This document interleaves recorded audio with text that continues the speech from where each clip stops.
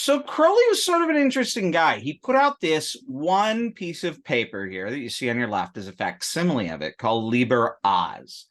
And this is often handed out as sort of a statement of the ethics and human ideals of Crowley as he sets out within his notion of dilemma. So it says, the law of the strong. This is our law and the joy of the world. What does he mean by strong? He doesn't mean of the weak. So this is very much that you are not sacrificing yourself for others. You are manifesting the strongest version of yourself and not being in command of others. Do what thou wilt shalt be the whole of the law. Thou hast no right but to do thy will. Do that, and no other shall say nay. Once you do as you do properly, you will have the full force of the universe. Every man and every woman is a star. So again, you can interpret this very selfishly, and people would laugh at you and think you're a big jerk. But what I'm intrigued about is the next set of arguments Crowley makes. First, he says, there is no God but man. This is, we find divinity in humanity and humanity in the divine. We understand God by understanding man. So, what does Crowley say man is? Who is man? Man has the right to live by his own law, to live in the way that he wills to do, to work as he will, to play as he will, to rest as he will, to die when and how he will. So when ceremonial magicians and Thelemites get together, this is their ethical standard, that you have to give every individual their right to do their will.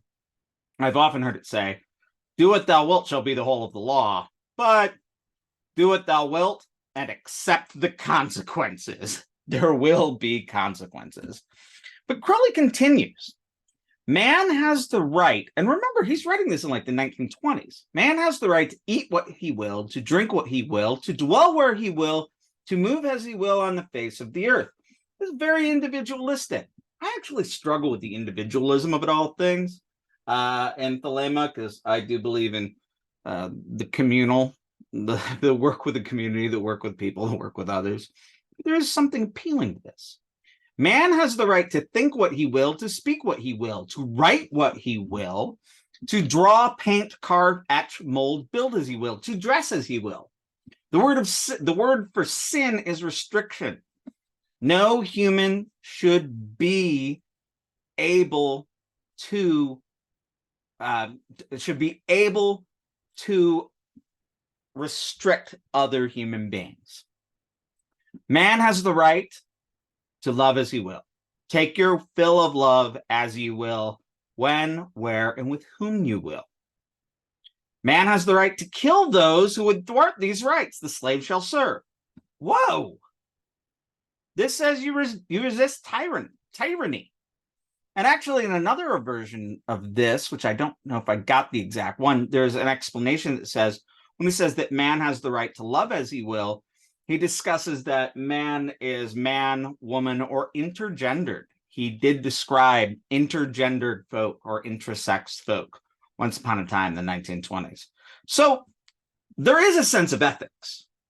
And the ethics is you cannot restrict the true will of another.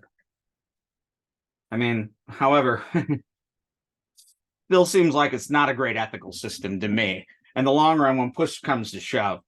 But if everyone's doing their will, maybe things will work out. But I don't think there's ever been a world in which everyone is doing their will.